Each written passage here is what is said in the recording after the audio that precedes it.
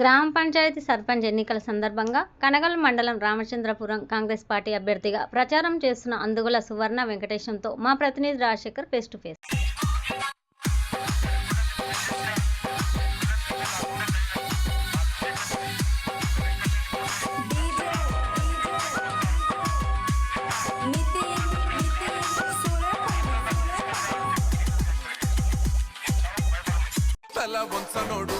ఎత్తిన పిడికిలి దించనోడు వన్నో నీ బాటల వస్తాం ఎవడొస్తడ మమ్ముల దాటి నీ పోటీగా చూస్తాం.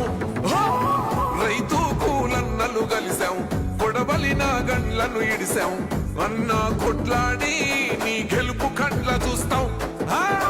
నమ్మినోడివే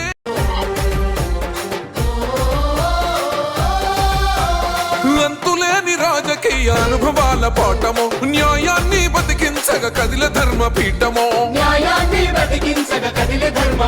అన్న ఎక్కడుంటే అక్కడ అధికారం ఉంటది నీ అడుగుతో అభివృద్ధి పరుగు తీస్తానంటది. ఓహో అవినీతి అక్రమాల మచ్చలేని వాడురా రౌడి రాజకీయాల భరతం పడుతుండురా ఏదో పిడి దొంగలపై అగ్గై మండిండురా గడపన పొద్దును అయి వెలుగులు పంచుదమో కలి కడుపుకు మెతుకును. Welcome to S1 Rajasekhar.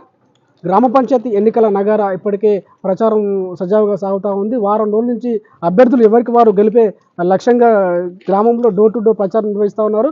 ప్రస్తుతం కనగల మండలం రామచంద్రపురంలో మనం ఉన్నాం. ఇక్కడ కాంగ్రెస్ పార్టీ అభ్యర్థి సువర్ణ వెంకటేష్ అందుగుల ఇంటి ప్రచారం నిర్వహిస్తున్నారు. వారిని అడిగి తెలుసుకుందాం ప్రచారం ఏ విధంగా సాగుతుంది. చెప్పండి అమ్మా, ప్రచారం ఏ విధంగా సాగుతుంది? ముందుగా రామచంద్రపురం గ్రామ ప్రజలకందరికీ పాదాభివందనాలు. ఇక్కడ రామచంద్రపురం గ్రామంలో ప్రజలందరూ కూడా వాళ్ళు అందరూ నాకు ఆశీర్వాదం ఉందని నేను నమ్ముతున్నాను. తప్పకుండా వాళ్లకు కావలసిన మన ఊరికి ఏమేమి సౌకర్యాలు అయితే లేవో అవి ప్రతి ఒక్కరికి కూడా నేను సర్పంచ్ అయిన తర్వాత కూడా నెరవేర్చాలనుకుంటున్నాను. నేను చిన్నప్పటి నుంచి ఇక్కడే పుట్టి ఇక్కడే పెరిగిన నేను ఈ ఊరి కోడల్ని ఈ ఊరి కూతుర్ని.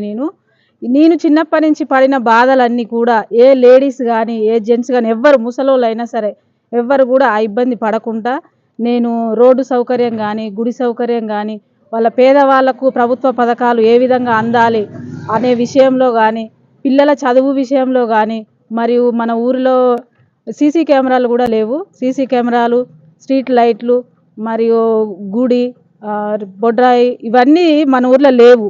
ఇవన్నీ నేను చేయాలనుకుంటున్నా. మహిళా సంఘాలకు కూడా మీటింగ్ ఏర్పరచుకోవడానికి ఒక బిల్డింగు కూడా కట్టియాలనుకుంటున్నా నా హయాంలో. మరియు ప్రథమ చికిత్సకు కూడా కొంచెం బయట కురంపెల్లికి అక్కడిక్కడ వెళ్ళాల్సి వస్తుంది.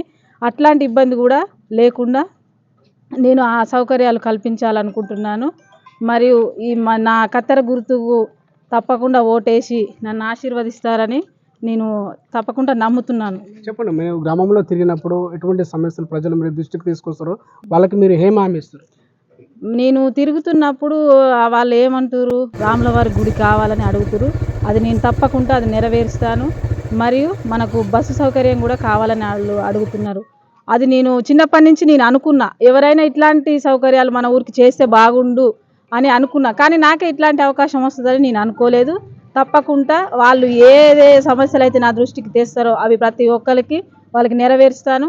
మరియు వాళ్ళు పింఛని రేషన్ కార్డు లేని వాళ్ళకు మరియు కళ్యాణ లక్ష్మి వాళ్ళకు సీఎం రిలీఫ్ ఫండ్ ఎవరెవరికైతే అందలేదో అట్లాంటివన్నీ నేను వాళ్ళకి నెరవేరుస్తాను. వాళ్ళ దగ్గరికి ప్రభుత్వ పథకాలు అన్నీ కూడా చేరే విధంగా నేను చూస్తాను. చెప్పండి, మహిళలకు ఉన్న సమస్యలు ఏంది, మీరు ప్రత్యేకంగా దృష్టి సారించినటువంటి సమస్యలు చెప్పండి. ప్రత్యేకంగా మహిళలకు ఒక బస్సు సౌకర్యము మరీ అది చీకటి అయితే మాత్రం రావడానికి చాలా ఇబ్బంది పడుతున్నారు మహిళలు. ఒకప్పుడు చాలా అవి ఘోరంగా ఉండే ఈ ఊరికి, కొంచెం బెటర్ అయింది కానీ ఇంకా బెటర్ కావాలని నేను అనుకుంటున్నాను. ప్రత్యేకంగా మహిళలు అడిగేది కూడా అదే. సో చెప్పండి, మహిళల నుంచి స్పందన, గ్రామ ప్రజల స్పందన ఎట్లుంది? ఇక్కడ అభ్యర్థులు కాంగ్రెస్ పార్టీ నుంచి 2 అభ్యర్థులు పోటీ చేస్తారు, వాళ్ళు ప్రచారం నడుస్తూ ఉంది. ఎవరు నిజమైన అభ్యర్థులు? ఎవరంటే ప్రజలకు సేవ చేసే వాళ్ళ నిజమైన అభ్యర్థులు. వాళ్లకు సేవ చేయడానికే మనం ముందుకు వచ్చినాం. వాళ్ళకు ప్రతి ఒక్కరికి వాళ్ళకు మన అవసరం ఉంది. మనం వాళ్ళ అవసరాలు తెలుసుకొని వాళ్ళ అవసరాలు తీర్చిన వాళ్ళ నిజమైన సర్పంచ్ మరియు వాళ్ళ సేవకునిగా నేను పనిచేయడానికి నేను ముందుకు వస్తున్నా. ఓటర్లకు ఏం చెప్తారు? ఇద్దరు అభ్యర్థులు జనాలు ఎవరికి ఓటేయాలని వారు కన్ఫ్యూజ్ అయి ఉంటారు. మీరు మాకు ఓటేయాలని చెప్పేసి మీకు గవర్నమెంట్ నుంచి మీ పార్టీ నుంచి ఎటువంటి మీకు అవకాశాలు ఇచ్చింది? వాళ్ళకు వాళ్ళ అవసరాలకు అందుబాటులో ఉండాలి, మరియు వాళ్ళ అవసరాలు తీర్చాలి, వాళ్ళకు పని చేయగలిగి ఈ వ్యక్తి పని చేయగలుగుతాడు అనే నమ్మకం వాళ్ళు నా మీద ఉంచుతున్నారు. నేను కూడా చేస్తానని నేను వాళ్ళకు హామీ ఇస్తున్నాను. ఓటర్లను స్వయంగా పాదాభివందనం చేస్తూ ఓట్లు అడుగుతున్నారు.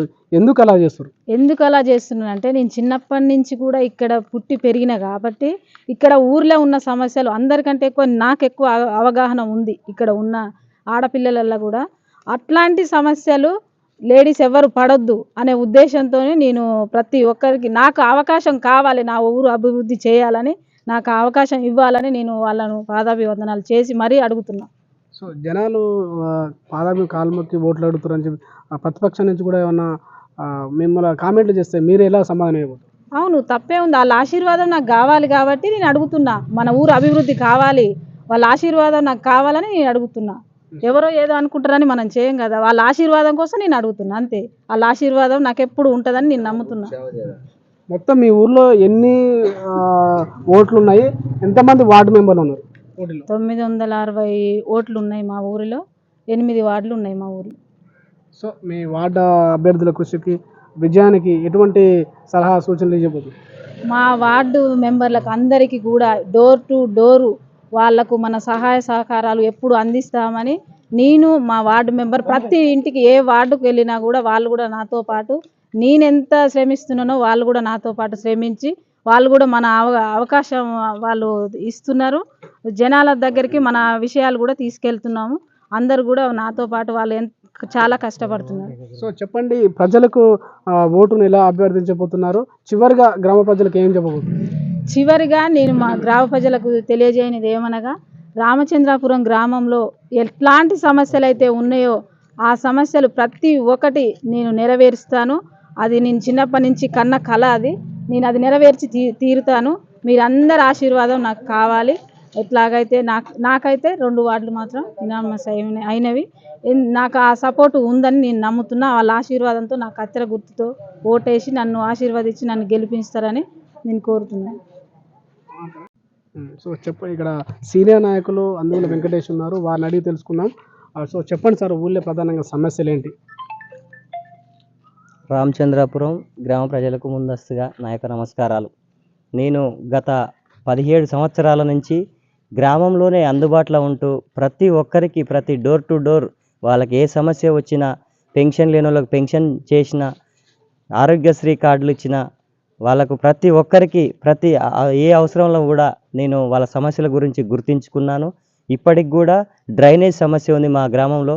ఆ డ్రైనేజ్ సమస్యను మంత్రి కోమటిరెడ్డి వెంకరెడ్డి గారి దృష్టికి తీసుకెళ్ళి అది ఎంత పెద్ద సమస్య అయినా దాన్ని తీర్చగలిగిన నమ్మకం నాకుంది.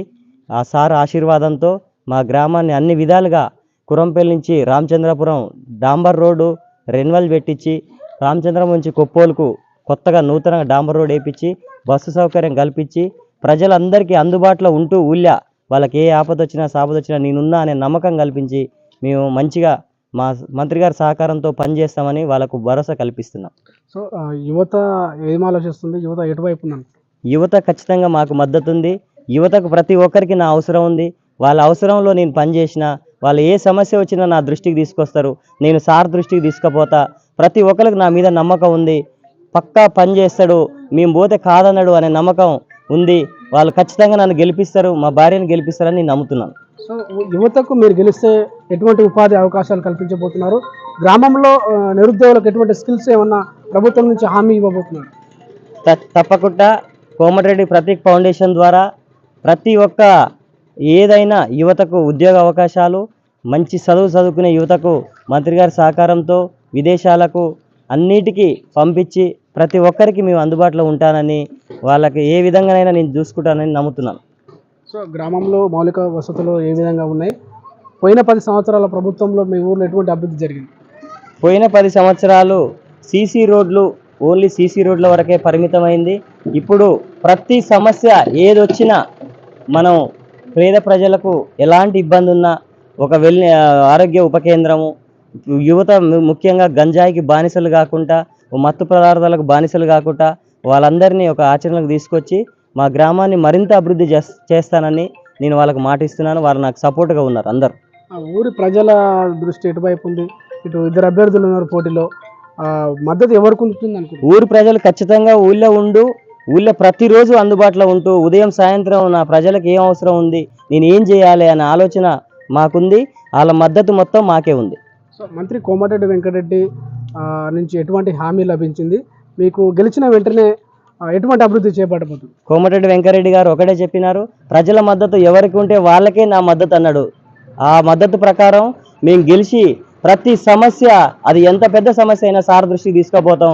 అది ₹1 కోటి కానీ 50 లక్షలు కానీ మాకు మొదటి విడతలనే మా గ్రామ పంచాయతీకి నిధులు మంజూరు చేసి మా గ్రామ పంచాయతీని అన్ని విధాలుగా సారు అభివృద్ధి పదంలో నడిపిస్తాడని మేము మా ప్రజలకు చెప్పుకున్నాం.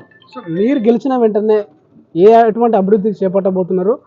ప్రజలకు ఏమైనా స్పష్టమైన హామీ ఇవ్వబోతున్నారు? ఖచ్చితంగా మేము గెలిచిన వెంటనే మా ఊరికి మేజర్ సమస్య డ్రైనేజీ. రోడ్ల మీద నీళ్లు పారుతుంటూ పోతున్నాయి. ఆ డ్రైన్ సమస్య ఆల్రెడీ సార్ దృష్టికి తీసుకెళ్ళినాం. సార్ దృష్టిలో ఉంది. ఖచ్చితంగా మాకు ఆ సారు నమ్మకం ఉంది. సారు ఎంత బడ్జెట్ అయినా పెట్టి డ్రైన్ అనేది లేకుండా ఊళ్ళో సీసీ రోడ్లు పునరుద్ధరించడం కానీ, డ్రైనేజీ కానీ, ఆరోగ్య ఉప కేంద్రం కానీ, స్కూలు మంచి పొజిషన్లకు కానీ, అన్ని విధాలుగా అంగన్వాడీ బిల్డింగ్స్ కానీ ప్రతి ఒక్క సమస్య సార్ మాకు చేస్తారని హామీ ఇచ్చిండు. ఖచ్చితంగా చేసి తీరుతాం. సో మీరు ప్రత్యేకంగా దృష్టి సారించిన సమస్యలు, మేము గెలిచిన వెంటనే పలానా బస్సు కల్పిస్తానన్నారు. నిజంగా గెలిచిన వెంటనే మళ్ళీ మేము వస్తాం, మీరు బస్సు ఎన్ని రోజులలో ఇక్కడ ఈ రూట్లో రప్పించగలుగుతారు? ఖచ్చితంగా మా మంత్రి గారు మాకు హామీ ఇచ్చినారు. రోడ్డు కొప్పోలు టు రామచంద్రపురం నుంచి కొప్పోలుకు కల్వర్ట్ చేసిండు ₹1 కోటి. అది ఇప్పుడు పని కంప్లీట్ నడుస్తుంది, చివరి దశలో ఉంది. ఆ కల్వర్ట్ కంప్లీట్ కాగానే ఈ రామచంద్రపురం నుంచి డైరెక్ట్ కొప్పోలు, దేవరకొండ, మళ్ళీ నల్గొండ నుంచి ఇట్లా చండూరు మీదంగా ఖచ్చితంగా మాకు 1-2 నెలలనే మంత్రి గారు మాకు బస్ సౌకర్యం కల్పిస్తారని రవాణా శాఖ మంత్రి గారితో మాట్లాడి నేను ఎన్నడూ ఈ దృష్టి సార్ దగ్గర తీసుకుపోయినా అది ఖచ్చితంగా చేస్తానని హామీ ఇచ్చిండు. అందుగుల సువర్ణ వెంకటేష్కు ఎందుకు ఓటేయాలంటే మీరు ప్రజలకు ఏం చెప్పబోతున్నారు? అందుగుల సువర్ణ వెంకటేష్ మీకు అందరికీ చిన్నప్పటి నుంచి మీ ఊరి సమస్యల మీద పోట్లాడినోడు, మీ ఊరికి నమ్మకం కల్పించినోడు. ప్రతి ఒక్కరి విషయంలో మేము ఏ అవసరం ఉన్నా వాళ్ళ ఇంటి దగ్గరికి పోయి వాళ్ళకి ప్రతి ఏది కావాలన్నా ఆ సమస్యని నెమ్మట తీర్చిన వాళ్ళకి తెలుసు నా మీద నమ్మకం ఉంది, నా భార్య మీద నమ్మకం ఉంది. మేమిద్దరం ప్రజల సేవ చేసినాం, వాళ్ళు మమ్మల్ని ఆశీర్వదిస్తారని మేము నమ్ముతున్నాం. సో చెప్పండి అమ్మా, మీరు గడప గడప ప్రచారంలో ఓటు నడుస్తుంది, ఎవరు గెలిచే అవకాశం ఉంది? ఖచ్చితంగా 10 ఏళ్ల నుంచి అనుగుల వెంకన్న సువర్ణ ఈ ఊరు కోసం అన్ని విధాల ప్రతి ఒక్క ఏ సమస్య ఉన్నా అందరికీ చేసిండు అందుగుల వెంకన్న. ఈరోజు కూడా అందరూ ప్రజలల్లా వచ్చేసింది అందుగుల సువర్ణని గెలిపించాలని ప్రతి ఒక్కరికి వచ్చింది. ఈరోజు అందరూ ఆశీర్వదిస్తారు, డోర్ టు డోర్ పోయినాం, ప్రతి ఒక్కరూ ఆశీర్వదిస్తారు. కంపల్సరీ మెజార్టీతో గెలిపించుకుంటాం. నడుస్తూ ఉంది, సర్పంచ్ ఎన్నికలు గెల్లుండే ఉన్నాయి, ఎవరు గెలిచే అవకాశం ఉంది? మీ ఊళ్ళో ఎవరు గెలిస్తే అభివృద్ధి జరుగుతుంది అనుకుంటారు? అనుకుల ఎంకన్నా గెలిస్తేనే పనులన్నీ అవుతాయి సార్. చిన్న పిల్లలకైనా స్కూల్ పిల్లలకైనా ఏదన్నా ప్రాబ్లం వచ్చినా కానీ ఎంకన్నా ఫోన్ చేసి సాల్వ్ వచ్చేస్తారు సార్. సువర్ణ ఆధార్ కార్డులు, రేషన్ కార్డులు కానీ, స్కూళ్ళలో ఏదైనా ప్రాబ్లం కానీ వాళ్ళు అండకుంటారు సార్. ఎప్పుడంటే అప్పుడు వస్తారు, అనుకున్నట్టు ఉంటారు. తనను గెలిపిస్తే గ్రామంలో ఉన్నటువంటి సమస్యలను 100 రోజుల లోపే సమస్యలు పరిష్కరిస్తాను. ముఖ్యంగా ఈ గ్రామానికి కావాల్సినటువంటి ఏదైతే బస్సు సౌకర్యం లేదో ఆ బస్సు సౌకర్యం కొప్పోలు రోడ్డు నుంచి ఇటు కురంపల్లి ఎక్స్ రోడ్డు దాకా బస్సు సౌకర్యం ప్రభుత్వం దృష్టికి తీసుకుపోయి ఆ సమస్యలన్నీ కూడా తొందరలోనే నెరవేర్చుతాను. గ్రామ ప్రజలు నన్ను ఓటు వేసి గెలిపించాలని సర్పంచ్ అభ్యర్థి సువర్ణ వెంకటేశ్వర చెప్తా ఉన్నారు. వీడియో జర్నలిస్ట్ నాగరాజ్తో రాజశేఖర్, S1 న్యూస్.